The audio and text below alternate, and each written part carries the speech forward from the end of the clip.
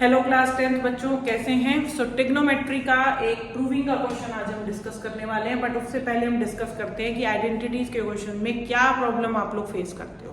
देखो, सबसे बड़ी शिकायत बच्चों की होती है कि आइडेंटिटी के क्वेश्चन मुश्किल होते हैं, हमसे सॉल्व नहीं होते हैं, या जिस तरह के क्वेश्चन हम लोग प्रैक्टिस करते हैं एग्जाम में जब आते हैं तो वो थोड़े डिफरेंट होते हैं और हम उनको सॉल्व नहीं कर पाते। देखो बेटा, क्वेश्चंस तो बिल्कुल देखे हुए क्वेश्चंस एग्जाम में नहीं पूछे जाते, ये आप भी जानते हो। Now you are in senior class.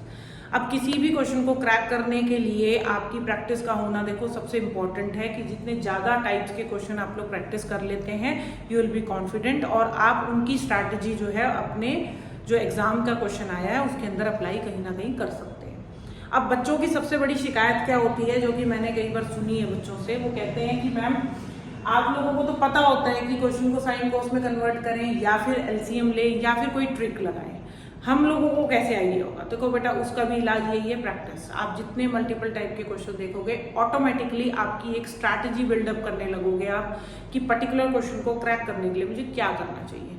कभी कभी शुरू में ऐसा होगा कि आपकी स्ट्रैटेजी गलत जाएगी, जहाँ एलसीएम रिक्वायर्ड होगा वहाँ आइडेंटिटी लग जाएगी, जहाँ आइडेंटिटी होगी मतलब क्वेश्चन में मिसमैच हो जाएगा। बट लेटर ऑन जैसे जैसे आप प्रैक्टिस बढ़ाते जाओगे अपनी, यू विल बी कॉन्फिडेंट और आप ये देखोगे कि आप भी क्वेश्चन को काफ़ी हद तक क्रैक करने में एलिजिबल हो गए हो। तो चलते हैं क्वेश्चन को देखते हैं। देखिए, क्वेश्चन के अंदर मुझे एलसीएम लेने में कोई बेनिफिट नजर नहीं आ रहा है। आप समझ सकते हो क्यों नहीं आ रहा है। रीजन ये है कि देखो, इसका एलसीएम लेके स्क्वायर में ही आएगा, कोई ऐसा बेनिफिट मुझे नहीं होने वाला है। तो मैं यहाँ पर अपना जो सिंपल लॉजिक होता है कि साइन कॉस में कन्वर्ट करेंगे, तो ये हो जाएगा sine cube theta divided by cos cube theta, और ये जो सेक्स स्क्वायर है बेटा कॉस ऊपर चला जाएगा, इसको मैंने कॉस स्क्वायर थीटा लिख दिया। सेम इसी तरह से कॉट को लिखेंगे cos cube theta divided by sine cube theta, और कोसेक को ऊपर ले जाके लिख देंगे साइन स्क्वायर थीटा। ठीक है, यहाँ मैंने कोई ऐसी ट्रिक नहीं लगाई है, मैंने सिर्फ इसको साइन कॉस में कन्वर्ट किया है। चलते हैं, अब यहाँ पे आप देखोगे कॉस स्क्वायर से ये कैंसिल हो जाएगा, साइन स्क्वायर से ये कैंसिल, और ये आपके पास आएगा सिर्फ sine cube theta divided by cos theta, और यहाँ आएगा cos cube theta divided by sine theta. ठीक है, अब आपको क्या करना है, यहाँ पर देखो अब ये कटने से रहे आपस में, अब आपको क्या एलसीएम ही लेना है, यही एक तरकीब बची है हमारे पास, तो हम यहाँ ले लेंगे एलसीएम। तो ये बन जाएगा कॉस थीटा साइन थीटा, और ये क्रॉस बन के बनेगा साइन की पावर 4 थीटा प्लस कॉस की पावर 4 थीटा। अब यहाँ आके हमें एक छोटी सी ट्रिक सोचनी है, जो कि अगर आप थोड़ा सा ध्यान देंगे अपने कॉन्सेप्ट पे, जिसमें कि आपने शायद a plus B whole cube पढ़ा होगा, और शायद आपने ये फॉर्मूलाज चैप्टर 2 पॉलिनोमियल्स में भी लगाई है, alpha cube, alpha square, beta square, like this. ठीक है, तो मैं आपको एक छोटा सा कॉन्सेप्ट पहले अल्फा बीटा में बताती हूँ, क्योंकि वो वहां पर भी काम आ सकता है आपके। देखिए, इसको आगे ले जाएंगे। यहाँ पर मैं एक्चुअली यहाँ क्या करने वाली हूँ, अगर आप ध्यान से देखो कि alpha square plus beta square का आप एक फॉर्मूला लगाया करते थे, ये आई थिंक आपने कई बार लगाया होगा चैप्टर 2 के अंदर, पॉलिनोमियल्स वाले क्वेश्चंस के अंदर कई बार ये पूछा जाता है।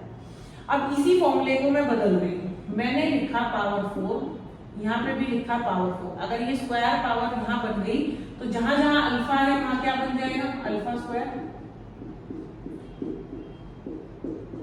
तो आप देख सकते हो आपका फॉर्मूला कुछ ऐसा बन जाएगा। एक्चुअल में कोई फॉर्मूला नहीं है, मैंने बनाया है, यू कैन से कि डिराइव कर दिया।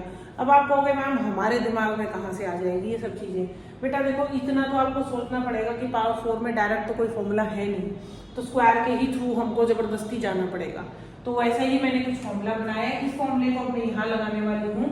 तो जो मेरा साइन की पावर 4 थीटा प्लस कॉस की पावर 4 थीटा जो है वो ऐसे कन्वर्ट होएगा, sine square theta plus cos square theta का whole square minus 2 sine square theta cos square theta.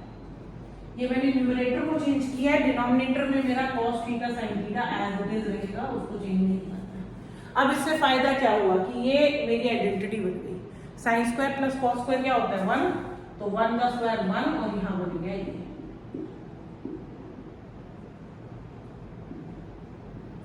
और दोनों के नीचे ही हम कॉस थीटा साइन थीटा को क्या कर सकते हैं बेटा, सेपरेट करके लिख सकते हैं। तो देखिए, इसको सेपरेट करके क्या आएगा, अब जब मैंने इनको सेपरेट करा तो 1 के अपॉन में भी क्या आएगा, 1 upon cos theta sine theta, और इसी तरीके से 2 sine square theta cos square theta whole divided by sine theta cos theta. यहाँ पर एक साइन से साइन कैंसिल, एक कॉस से कॉस कैंसिल, 1 अपॉन कॉस होता है सेक और 1 अपॉन साइन होता है कोसेक, और यहाँ बचेगा 2 साइन थीटा कॉस थीटा। तो आप देखोगे वही RHS आ गया। अब यहाँ पे एक नई चीज क्या सीखी आपने कि पावर 4 को भी हम इस तरीके से चेंज कर सकते हो। ऐसा नहीं है कि ये ट्रिक सिर्फ यही लगी, अब कभी क्वेश्चन में पावर 4 आएगा तो डेफिनेटली थोड़ा सोचोगे ना कि पावर 4 को अच्छा उससे भी रिलेट किया जा सकता है, तो वहां पर ये ट्रिक काम आएगी। हर क्वेश्चन के अंदर अपनी एक ट्रिक होती है जिसको अप्लाई करके आप क्वेश्चन को क्रैक करते हो। कुछ क्वेश्चंस के अंदर सिंपल एलसीएम होता है, कुछ क्वेश्चंस के अंदर हम साइन वाइन चेंज कर देते हैं, कुछ क्वेश्चंस होते हैं डायरेक्ट आइडेंटिटी वाले, तो इट ऑल डिपेंड्स। ठीक है, तो हर क्वेश्चन से कुछ नया सीखने को मिलेगा, एक नई स्ट्रैटेजी मिलेगी, एक नया कॉन्सेप्ट मिलेगा, वो सारे कॉन्सेप्ट आपको प्रैक्टिस करने हैं। ठीक है, सो नेक्स्ट टाइम डरने की जरूरत नहीं है। हाँ, ये टाइम टेकिंग है, सीखने में परफेक्शन आने में देखो थोड़ा सा टाइम लगता है।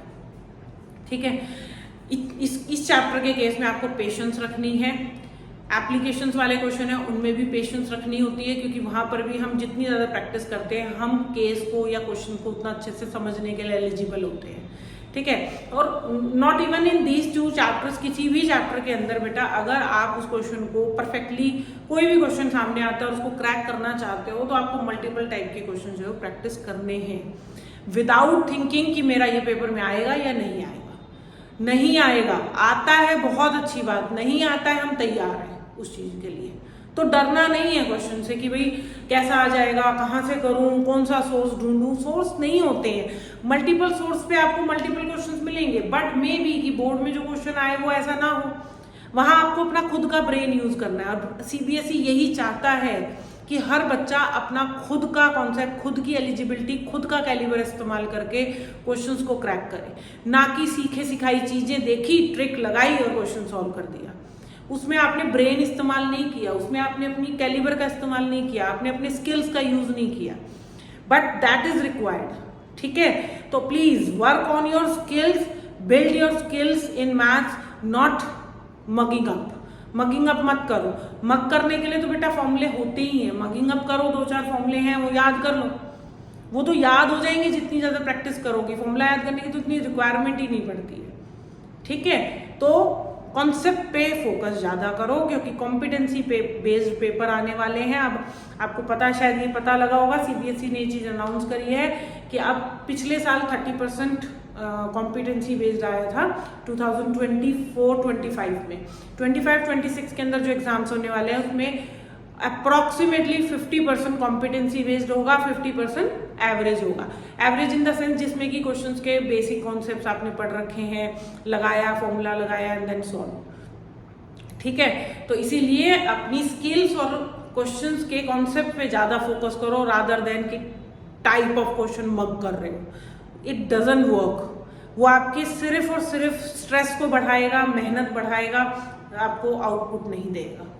ठीक है, तो आई होप मैंने काफ़ी हद तक आपकी प्रॉब्लम्स को, आपकी स्ट्रैटेजी को इम्प्रूव करने में आपकी हेल्प की होगी। तो build your own strategy to learn maths. Maths is not difficult, actually maths का पढ़ने का तरीका थोड़ा सा डिफरेंट होता है, जो कि हर बच्चे का नहीं होता है। कुछ बच्चे मग करना चाहते हैं कि मगअप कर लें, लर्न कर लें, बस फॉर्मूला याद कर लिया क्वेश्चन हो जाए। नहीं बेटा, तरीका अलग है। मैथ्स इसीलिए और सब्जेक्ट से थोड़ा डिफरेंट होता है, और यही वजह है कि उसके लिए एक डिफरेंट स्ट्रैटेजी हमें ऑप्ट करनी चाहिए। So till then, bye, take care and keep practising. Bye.